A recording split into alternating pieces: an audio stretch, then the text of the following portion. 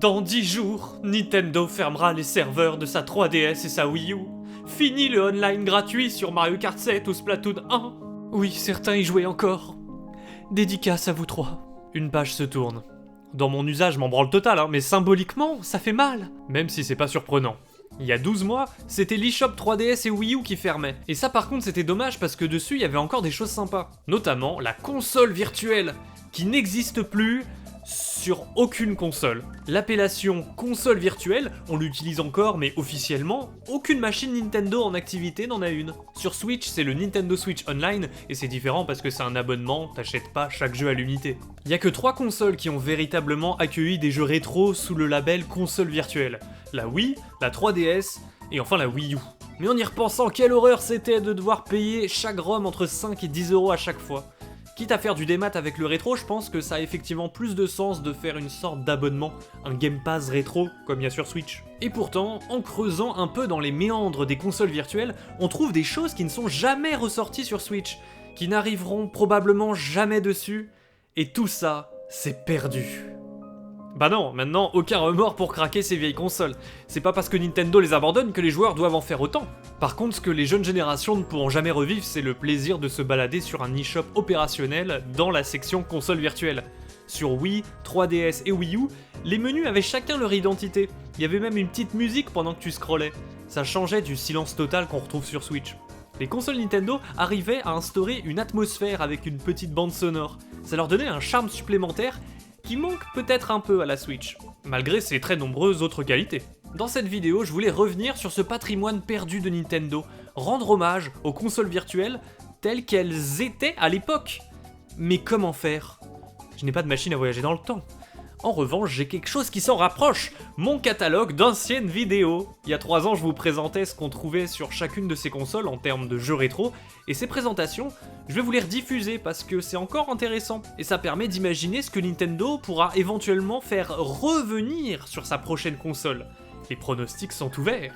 On commence avec la Wii U.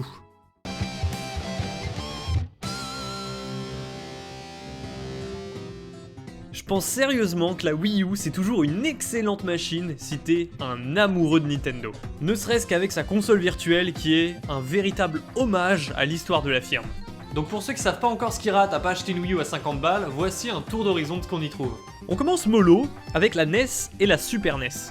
Bon, c'est rien d'incroyable aujourd'hui depuis la sortie des consoles mini, et franchement ça fait mal de devoir payer ces jeux à l'unité quand tu sais qu'ils sont inclus dans l'abonnement online sur la Switch. Mais je vous ai promis du lourd, ça arrive, quittez pas. Allez, console suivante, la Game Boy Advance. Là déjà, on touche à des jeux qui ont eu droit à beaucoup moins de rééditions.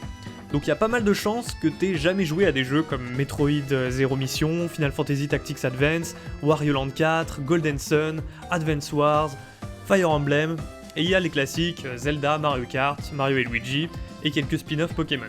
Puis, aussi fou que ça puisse paraître, ils ont vraiment sorti une console virtuelle Nintendo DS. Alors qu'à l'époque, ta 3DS était rétro-compatible.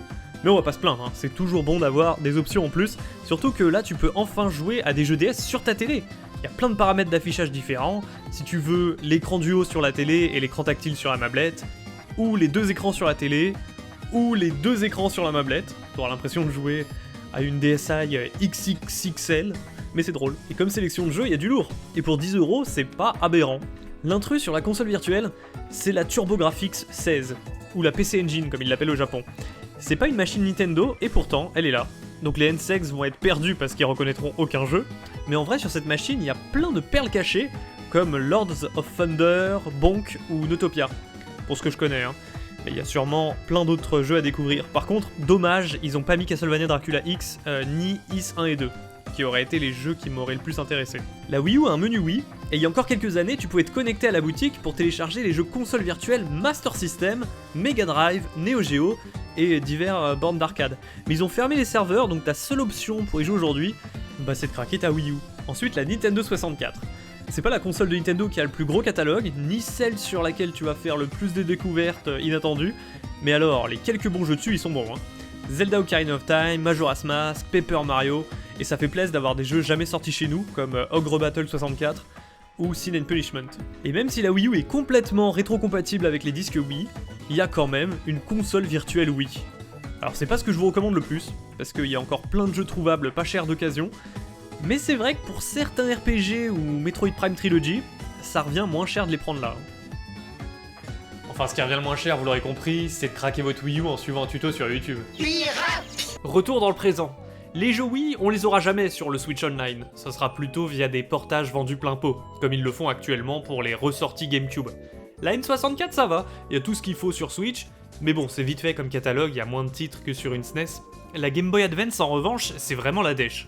Il est grand temps que ça se mette à jour. Et pour les jeux DS, je vois pas comment ils peuvent faire à part sortir une nouvelle console à double écran. En vrai, ne serait-ce que pour continuer de sortir des portages à l'avenir, je pense que Nintendo reviendra sur le format double écran. Et en parlant de double écran, après la Wii U, voyons ce que la 3DS avait en stock. Parce qu'il y a des choses très sympas dessus qu'on n'a pas revues sur les consoles suivantes. Déjà, une navigation pourrite, impossible de filtrer par console, donc c'est horrible à vous montrer parce que tout est mélangé dans un gros pâté brouillon de plusieurs pages qui prennent du temps à charger. Il y a 30 versions de chaque jeu Pokémon, parce qu'on se tape toutes les langues européennes. Donc je vais rapidement survoler ce qui, selon moi, est le plus intéressant dessus. On commence par la Game Boy. J'ai tapé Game Boy dans le moteur de recherche, donc vous voyez aussi de la Game Boy Color et d'autres trucs dont on se fout. Mais plein de hits sont là.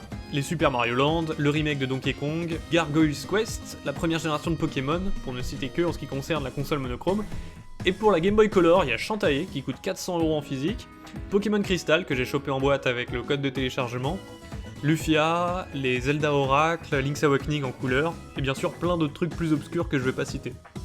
Ce qui est vraiment cool aussi, c'est qu'on peut choper des jeux Game Gear. Vous savez, la console portable de Sega qui était en concurrence avec la première Game Boy à l'époque, mais graphiquement ça ressemblait à des jeux Game Boy Color, l'écran était rétro-éclairé, et elle bouffait 6 piles en 3 heures. Ben, les jeux sont moins connus, mais il y a des trucs intéressants pour une portable, comme Sonic, Puyo Puyo, Vampire Master of Darkness, c'est un clone de Castlevania, ou même des jeux de rôle comme Shining Force, Defenders of Oasis et Crystal Warriors.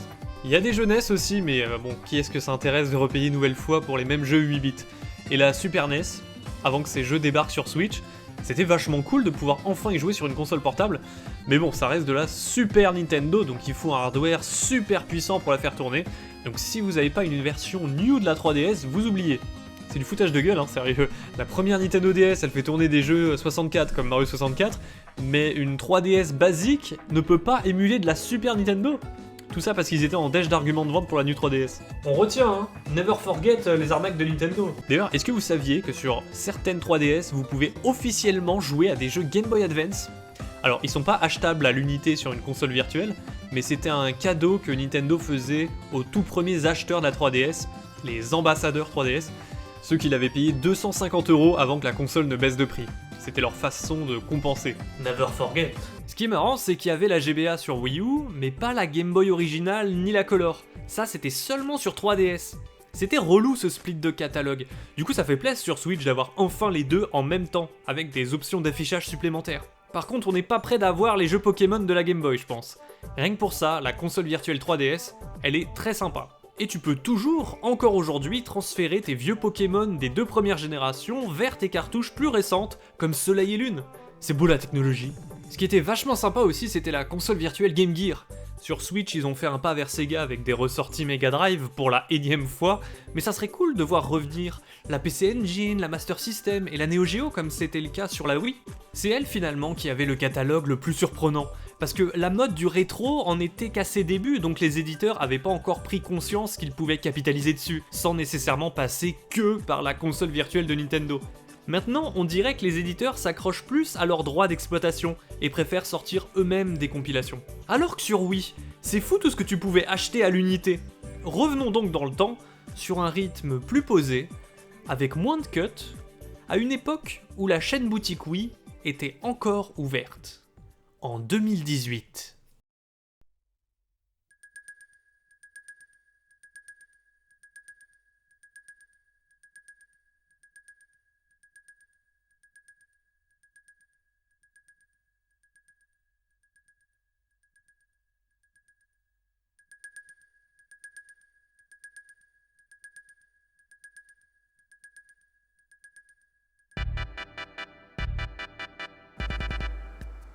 Salut à tous, c'est RM, séquence nostalgique aujourd'hui, puisqu'on se reconnecte à la chaîne boutique Wii. C'était la toute première fois que Nintendo proposait une boutique en ligne pour télécharger des jeux, dans un premier temps des jeux de la console virtuelle, dès le lancement de la console pour jouer à des vieux jeux Donc c'était une révolution, aujourd'hui ça semble évident, mais télécharger des jeux NES, des jeux Super Nintendo, des jeux Nintendo 64, même des jeux Mega Drive, bref, il y avait trop de jeux sur la chaîne boutique Wii. Après, il y a eu WiiWare qui a permis de télécharger des jeux qui n'étaient pas sur d'anciennes consoles, genre par exemple Final Fantasy Crystal Chronicles, My Life as a Dark Lord. Et en fait, cette chaîne boutique Wii, on a eu il y a quelques temps une annonce de Nintendo qui nous a expliqué que le 31 janvier, j'ai les dates sous les yeux, le 31 janvier 2019, donc on a encore un an, dans un an, la chaîne boutique Wii va fermer. Alors que moi, ça m'a tellement marqué, ça a tellement bercé ma jeunesse de me balader dans cette boutique, voir toutes les catégories, regarder tous les vieux jeux rétro qui donnaient trop envie, mais bon, j'avais pas la thune de tout acheter, et surtout cette musique, putain. Elle est tellement culte. Tellement culte. Et se dire que ça va fermer, déjà, j'avais un doute en me disant quoi ? C'est même pas encore fermé, il y a plein de services de la Wii en ligne qui ont déjà été fermés depuis longtemps, mais c'est pas le cas de la chaîne boutique Wii. Et vous avez par contre jusqu'au 27 mars 2018 pour ajouter des Wii points, des Wii Points. Parce que vous saviez, la monnaie en fait c'était des points, des cartes de points. 100 points représentaient 1 euro. Et donc là 9 euros tous les jeux que vous voyez à l'écran. Donc l'idée c'est de choper tous les vieux, comment dire, de dépenser tous nos vieux points quoi. Donc après ils vont laisser un an pour qu'on dépense nos points sans qu'on puisse en rajouter pour autant. Bref, il y a plein de jeux. Et sans vous faire languir plus longtemps, on va accéder à la chaîne boutique Wii. Là on a le choix entre plusieurs trucs. Chaîne Wii, c'était des petits trucs pas très intéressants, mais on peut aller voir. Et après on ira voir console virtuelle et le WiiWare. Je crois qu'après ouais, c'est les paramètres, on s'en fout. Transfert Wii. Donc c'était pour transférer les données de la Wii vers la Wii U, parce que vous savez c'est rétrocompatible.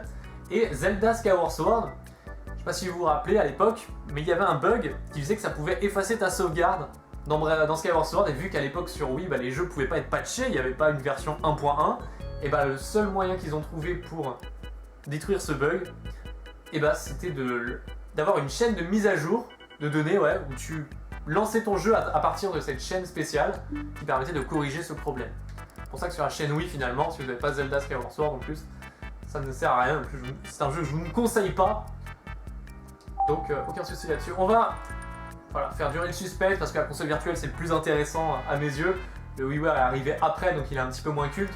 Et le WiiWare, c'est les jeux Nintendo quoi. Enfin les jeux Nintendo. Là où sur Xbox et sur PlayStation à l'époque t'avais des jeux de malades, des jeux exclusifs, des jeux indés, la crème des jeux indés, et franchement sur la Wii il n'y avait pas beaucoup de vrais jeux de malades mentaux. Hein. Faut pas se voiler la face, il y avait Lost Wing qui avait une certaine réputation, voilà Lost Wings que vous voyez ici. Mais regardons, Football Hub, Pokémon Rumble, Sonic 4 épisode 1, 15 € quand même, putain. 3D Pixel Racing. 3D Pixel Racing que 5 €, mais en plus vous pouvez télécharger la démo. J'ai fait un tour tout à l'heure et j'ai vu qu'on pouvait télécharger pas mal de démos. Tetris Party, je l'avais, putain. Après ça reste un Tetris, on peut bien y jouer à plusieurs. C'est rigolo. Ouais, là j'ai mis les titres les plus populaires, donc il y a vraiment plein de jeux. Castlevania, c'est vrai que là je vous montre les plus populaires, donc vous dites c'est pas mal. C'est là où il y avait FF4 les années suivantes. Si vous êtes fan de RPG, vous voyez sans doute de quoi je parle. Oh, TV Shocking, putain, c'était un jeu un peu à la Buzz. Je sais pas si vous vous rappelez sur PS2, Buzz, les jeux de... Il y avait des questions, fallait répondre bien. Mais c'était quand même moins bien que Buzz. Quand même, faut pas déconner. Dernier ajout catalogue, bon allez on va voir pour le plaisir qu'est-ce que c'était le dernier jeu WiiWare qui est sorti. Deer Drive Legends. Real Fishing Ocean Challenge, putain. On dirait des noms de jeux 3DS. Baladez-vous sur l'eShop de la 3DS, vous allez voir les jeux qu'il y a dessus et les titres, putain, ça fait peur. Alors, on n'a pas la date ici. On va voir dans le détail pour voir quand est-ce que c'est sorti. Putain, l'arnaque, on n'a pas la date. À moins que je suis aveugle. Je n'ai pas vu. Ouais, les temps de chargement qui étaient longs, hein. C'est pour ça que je vous ai laissé au début le super temps de chargement pour vous rappeler à quel point c'était extraordinaire. Heureusement que la Switch est beaucoup plus rapide à ce niveau-là. Real Fishing. Il y a la date là? Ah! Putain, regardez-moi ça. 28/02/2013. Et encore, putain, 2013. La Wii U était déjà sortie, qu'il y avait encore des jeux qui sortaient sur le WiiWare. C'est fou. Voyons voir la console virtuelle. La console virtuelle qui est, à mon sens, vraiment, peut-être la console virtuelle la plus riche qui ait eu sur une console Nintendo. Vous verrez parce que aujourd'hui sur la Wii U et sur la 3DS, c'est surtout les jeux de l'écosystème Nintendo quoi. Même si sur 3DS il y a les jeux Game Gear, mais globalement ça reste quand même les jeux Nintendo ou les jeux un petit peu PC Engine, mais il n'y a plus trop les jeux Mega Drive, enfin les jeux Sega globalement. Et si on cherche par console, vous verrez qu'il y en avait pas mal. Des jeux de chez Sega, et dès le lancement. Donc déjà, NES 78, pouf, t'as de quoi faire. Mais à 5 balles le jeu à chaque fois. Donc tu t'achètes une NES Mini, ça coûte... Moi je sais même pas, ça coûte moins cher vu ce qu'elle coûte. La SNES, putain, Super Nintendo 63 jeux. Là les jeux étaient à 7 €. Quand même. Mais t'avais des jeux de malade sur Super Nintendo. Autant je trouve 5 € pour des jeunesses, parfois, c'est des jeux qui ont... juste le plaisir nostalgique, tu vois. Il y a certains jeux, c'est juste pour dire ah tiens, c'est rigolo de voir que ça a commencé comme ça les jeux vidéo. Mais en soi, c'est des jeux qui ont vieilli, je trouve, globalement. Les jeux 8 bits ont globalement vieilli. Là où les jeux Super Nintendo, tu y joues aujourd'hui sans problème, trop agréable. Donc pour 7 €, tu peux choper des jeux méga rentables. Sur Nintendo 64, pareil, mais ils étaient à 10 €. Oui, c'était ça, 10 €, 1000 points. Super Nintendo, tu avais quelques jeux qui étaient jamais sortis. On va cliquer. Quelques jeux qui étaient jamais sortis en Europe et qui arrivaient. Ah non, je vous ai dit 7 €, mais non, pas du tout, c'est 8 €. Putain, 8 €. Ah ouais, quand même. Mais là, les Donkey Kong, ça fait plaisir. Et voilà, les jeux qui avaient un petit truc comme ça, c'est qu'ils étaient sortis genre juste au Japon ou juste aux États-Unis, et c'était une première qu'ils arrivaient en France. Et vu que c'était une première, pouf, ils rajoutaient le prix 1 € pour une meilleure visibilité. Là aussi, Chrono Trigger, putain, j'avais oublié qu'on pouvait prendre Chrono Trigger. Mais moi qui adore les RPG, là je suis aux anges quoi. ActRaiser, Breath of Fire 2, Chrono Trigger. C'est pas mal quoi. Bon après, vous me direz, putain, presque 10 balles le jeu Super Nintendo. Alors qu'en soi, tu peux y jouer de plein de façons différentes et aussi gratuitement sur émulation. Là, tu joues avec l'écosystème Nintendo, donc à la limite, pourquoi pas. Bon, aujourd'hui, c'est moins intéressant. Clairement, c'est cher. Mais à l'époque, déjà, c'était cher aussi, mais ça passait un peu mieux. Moi, je trouvais. En plus, j'étais jeune, donc moi, je connaissais pas encore très bien l'émulation. J'avais pas les consoles d'époque. Je trouvais ça ouf. Nintendo 64, putain. F0, aléatoire. Mario Kart 64, jeu de merde. Non, on va avancer pour voir les vrais jeux qui nous intéressent. Ogre Battle, lui par exemple, parce qu'il est exclusif. Voilà, 1200, donc 12 balles. Paper Mario, putain, je l'ai découvert sur cette console, Paper Mario. Zelda Majora's Mask, putain. Rien que ça, à l'époque. Parce que l'émulation 64, parfois, marchait pas super bien sur les PC, parfois t'avais des petits problèmes. Se dire qu'à l'époque, pour 10 balles, t'avais Ocarina of Time, Majora's Mask, c'était trop stylé. Wave Race, tout ça. Que de bons souvenirs. Et cette musique, endiablée. Regardez le nombre de jeux quand même par console, hein. Ça fait beaucoup. TurboGrafx PC Engine. Ça y est encore sur la Wii U, pas de soucis. Ah, ils étaient moins chers quand même. C'était des jeux presque 16 bits en termes de graphisme. Alors, une console un peu entre les deux, la PC Engine, entre les 8 bits et entre les 16 bits. Ce qui explique peut-être le prix un petit peu plus faible. Mais des jeux, je trouve, peut-être qui ont moins vieilli encore une fois que les jeunesses quoi. Et là, la Mega Drive, grande absente des consoles virtuelles actuelles. Mais là, on avait plein de jeux Mega Drive, tu pouvais te faire les Sonic. Il y a plein de compiles Mega Drive qui sont sortis de toute façon sur toutes les autres consoles depuis le temps. Mais là, ouais, là, tu pouvais les télécharger. Par contre, ouais, 8 balles aussi, ça fait cher, hein. Perso RNG, moi, ça me fait plaisir quand même. Vas-y, putain. Echo the Dolphin, 8 balles. Voilà, faut être motivé, quoi. Je vais pas vous montrer tous les jeux qu'il y a dessus non plus. Quel Star Heroes. Neo Geo. Peut-être que on n'a pas eu la console virtuelle au lancement de la Switch, mais au moins on avait les jeux Neo Geo au lancement. Bon, à choisir, je préfère largement avoir la console virtuelle. Mais bon, là, on peut aussi avoir des jeux Neo Geo sur la Wii. Des jeux Neo Geo qui étaient plus chers. Regardez. T'avais moins d'options que ce que t'as aujourd'hui sur la Wii. Sur la Switch. Parce que t'avais les vraies options d'arcade maintenant sur la Switch. Ça coûte 7 €. Et sur la Wii, bah, t'avais moins d'options, ils étaient à 9 €. Ça avait cher, 9 € le jeu Neo Geo. Donc c'est des jeux d'arcade où, bon, c'est un peu répétitif, quoi. Fatal Fury, il y a les Metal Slug et tout, mais bon, vu qu'il y a 6 pages, on va pas tout regarder. Mais voilà, il y a beaucoup de compiles sur la Wii, des compiles de jeux Metal Slug, des compiles de jeux King of Fighters, je crois. Et globalement, c'était des compiles qui coûtaient genre 20 balles, et t'avais plein de jeux de la licence. Donc en soi, ça servait à rien d'acheter les jeux Neo Geo parce que c'était 9 balles pour un seul jeu, quoi. Master System, putain, il y avait les jeux Master System. Ça fait plaisir, ça aussi.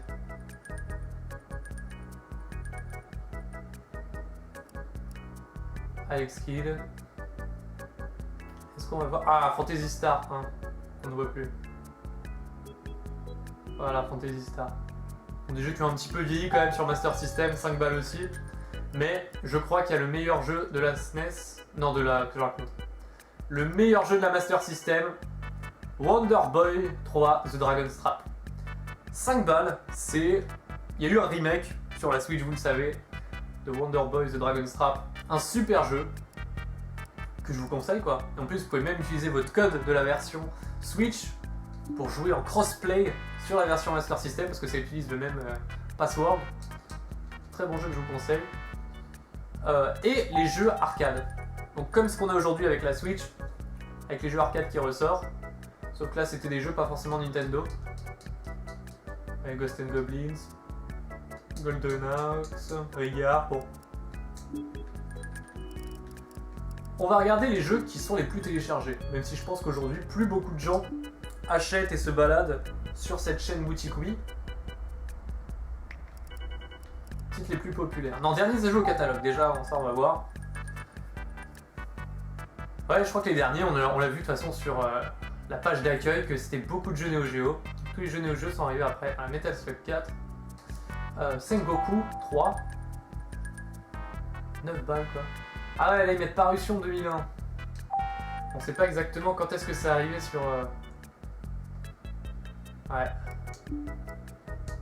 Je vais tester le deuxième. Ouais, on a juste la date d'époque.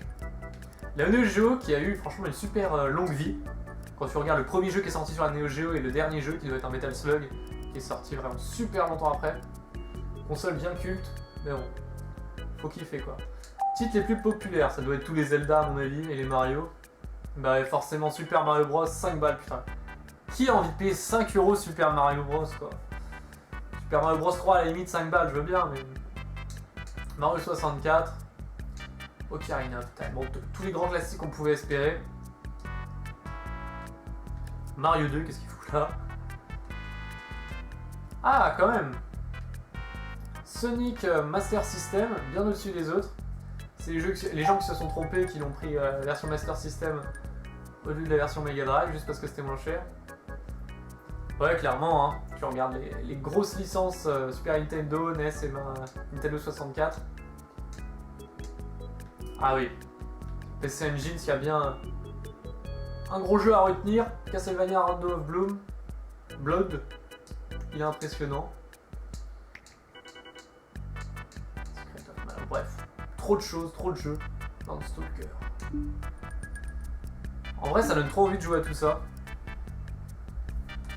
Ça donne envie de tout télécharger.